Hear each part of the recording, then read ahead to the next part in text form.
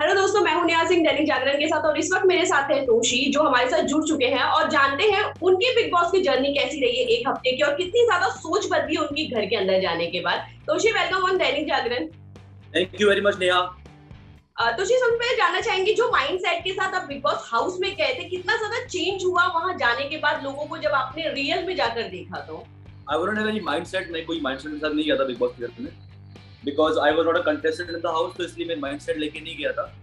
I went into the house as a support of Rahul Vaidya. तो मेरा mindset सिर्फ यही था कि राहुल को किस तरह मैं सपोर्ट कर सकता हूँ और क्या कर सकता हूँ एज अ सपोर्टर, कितना स्ट्रांग बन के बाहर आ सकता हूँ।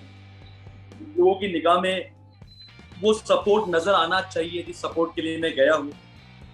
तो अंदर से बहुत अलग माहौल होता है घर का, जो बाहर से हम देखते हैं वो बहुत अलग होता है। 24 घंटे 200 कैमरास के बीच आप होते हो, जिसमें 8 घंटे की नींद होती है, 16 घंटे आपको नॉन स्टॉप कैमरास के सामने रहना है। तो which is very very difficult, क्या बोलना है क्या नहीं बोलना है, अपने दिमाग को 24 घंटे एकदम अपने कंट्रोल में करके रहना होता है, which is not a small thing. And it is very different and very difficult inside the house. अच्छा, तुझे जब भी कनेक्शन जा रहे थे हर लोगों के माइंड में यही सेट था कि यार जिसका जिसके साथ बनता है कनेक्शन भी उन्हीं के साथ ही बात करेगा या कनेक्शन भी उन्हीं के साथ कोई ना कोई चीज करते हुए नजर आएगा। पर आपके और रुबीना के बीच में एक अलग ही बॉन्डिंग देखने के लिए मिला था, एक इमोशनली मूवमेंट क्रिएट करते हुए हमने देखा था। उसके बारे में आप क्या कहना चाहेंगे? रुबीना से मेरी कन्वर्सेशन सिर्फ एक ही बार हुई है हम्म। और मुझे नहीं मालूम था कि वो एक कन्वर्सेशन इतनी बड़ी बन जाएगी। सो ऐसा कोई मतलब सोचा नहीं था, बिकॉज एक मोमेंट था अभिनव और रुबीना का, जहाँ रुबीना अभिनव दोनों जुदा हो रहे थे एक दूसरे से उस शो के दौरान। एक लंबा अरसा दोनों ने साथ गुजारा था शो में, एंड अभिनव एलिमिनेट हुए थे जिस दिन हम लोग पहुंचे हैं उसी के next day. So there was an emotional moment for all of us, and I got a little more emotional because I've seen Rubina crying, and Abhinav was also getting emotional. तो वो एक मोमेंट था, I am emotional person, अगर कोई मेरे सामने emotional होता है और रोता है तो मैं अपने आंसू कंट्रोल नहीं कर सकता और फिर मुझे अपना अपने अपनी जिंदगी से जुड़ी चीजें याद आने लगती हैं। सो that's how I told Rubina के आप दोनों को देखकर मुझे अपनी जिंदगी और अपनी वाइफ को मिस कर रहा हूँ। और बिकॉज कई बार ऐसा होता है कि हम जिंदगी में इतने उलझे होते हैं जिंदगी की चीजों में कि हम भूल जाते हैं कि हमें अपनी जिंदगी से जुड़े लोगों को कुछ बातें कहनी भी होती हैं।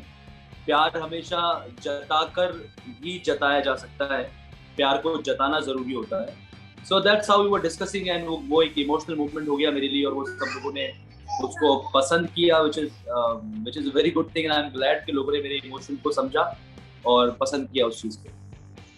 अच्छा, इसके अलावा अगर मैं बात करूं तो बहुत ऐसी चर्चाएं भी हो रही है आप लोग के घर से निकलने के बाद कि रुबीना और राहुल एक दूसरे से बहुत ज्यादा बात करने लगे हैं, कहीं ना कहीं एक दूसरे के साथ टाइम स्पेंड करते हुए नजर आ रहे हैं। उसके बारे में क्या कहना चाहेंगे? लोग यही कह रहे हैं कि अब रुबीना और राहुल के फैंस कहीं ना कहीं लड़ना एक दूसरे से बंद कर दे। उसके बारे में आप क्या कहना चाहेंगे कि एक दोस्ती की शुरुआत उस घर में हो चुकी है? यार मैं घर के अंदर तो नहीं हूँ, अंदर क्या होता है वो समझ में नहीं आता है। जैसे मैंने कहा, बाहर से अलग दुनिया होती है। आप 12 घंटे की कन्वर्सेशन, 16 घंटे की कन्वर्सेशन जो होती है वो 1 घंटे की कीमत देखते हैं हम।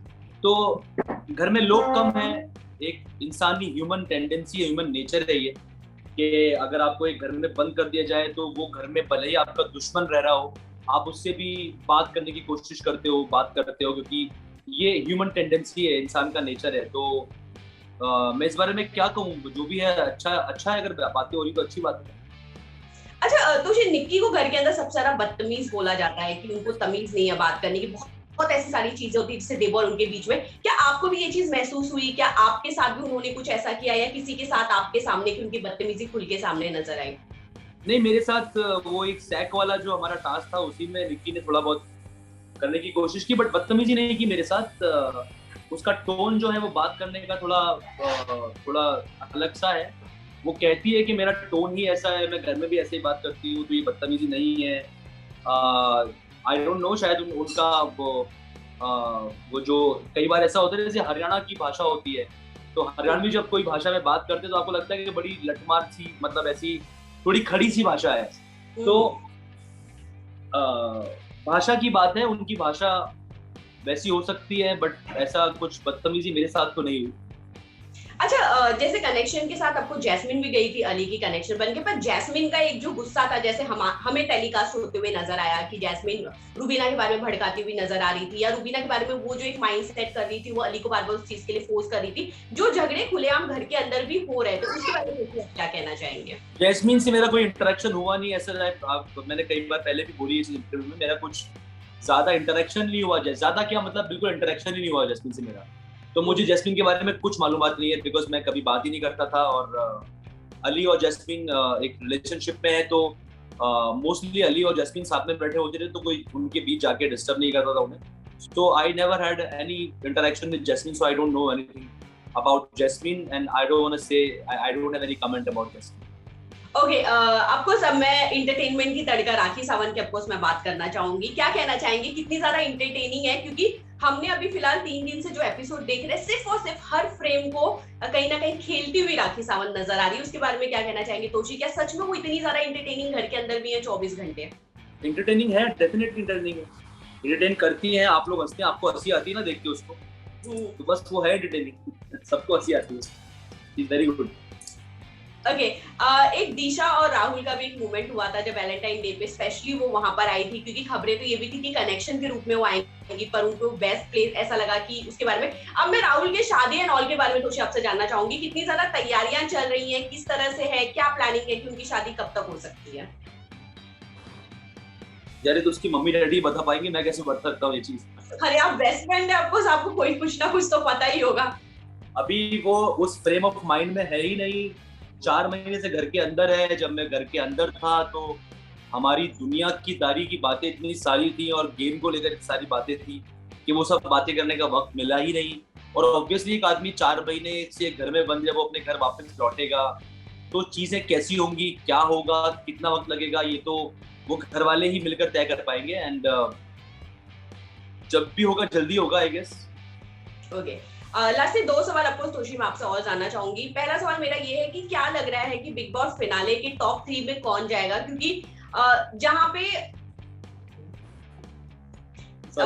जैसे लास्ट 2 सवाल और जानना चाहूंगी। पहला सवाल मेरा ये है कि आपको क्या लगता है, जिस तरह की बातें घर के अंदर कर रहे हैं कि फिनाले या रनर अप में सिर्फ 2 ही लोगों का नाम बार बार लिया जा रहा है कि रूबीना और राहुल, इसकी वजह क्या है? और दूसरा मेरा लास्ट सवाल ये है कि आपको क्या लगता है कि कौन टॉप 2 में जाकर खड़ा होने के काबिल है आपके हिसाब से, जब आप घर के अंदर जाकर आए हैं? रूबीना और राहुल ऑब्वियसली। इसकी वजह यही है कि घर में 2 तरीके के लोग होते हैं। एक लोग वो होते हैं कि जो अपनी डिग्निटी और अपनी इज्जत को बरकरार रखते हुए लोगों के दिल में जगह बनाते हैं, और दूसरे वो होते हैं कि जिनको सिर्फ ये सोच होती है कि अभी हमें टीवी पे आने का मौका मिला है तो हम चाहे बदतमीजी करें, चाहे चिल्लाएं, चाहे गालियां दें, लोग हमें देख रहे हैं। पहचान तो मिल ही रही है ना, अच्छी पहचान भी होती है, बुरी पहचान भी होती है। रूबीना और राहुल दोनों ने अच्छी पहचान बनाई है, इज्जतदार पहचान बनाई है। लोग इज्जत करते हैं उनकी, और जब वो घर से बाहर आएंगे तब भी लोग उनकी इज्जत करेंगे और ज्यादा इज्जत करेंगे। तो ये फर्क है बाकी कंटेस्टेंट रूबीना और राहुल में। ओके, इसके अलावा लास्टली जाते थे मैं आपसे जरूर जानना चाहूंगी, अगर तो आपको मौका मिले बिग बॉस हाउस में जाकर गेम खेलने का बिग बॉस 15 में, तो क्या आप उस मौके का आप फायदा उठाने चाहेंगे? क्या आप जाना पसंद करेंगे उस घर में? क्योंकि आप ऑलरेडी 1 हफ्ते रह के आपको पता है किस तरह के माहौल होते हैं घर के अंदर।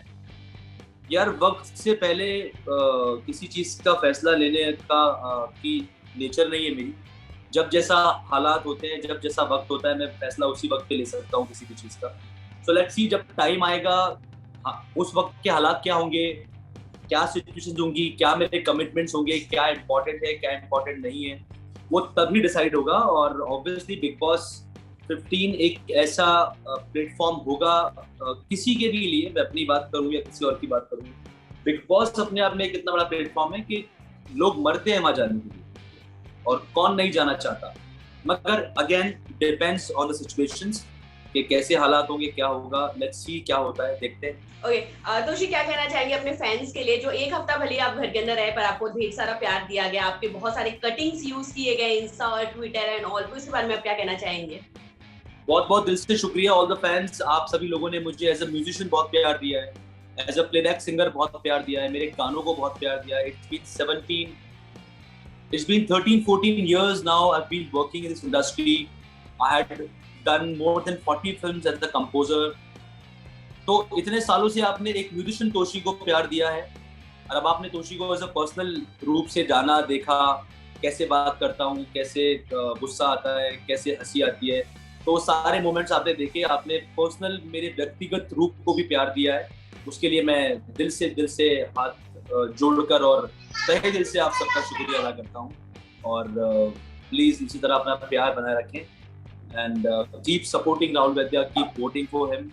ही is a very deserving guy, deserve करता है वोट आपका प्यार, उसको जिताएं। Thank you very much. Thank you Toshi, हमसे बात करने के लिए। Thank you so much. बहुत बहुत शुक्रिया। Thank you. Thank you.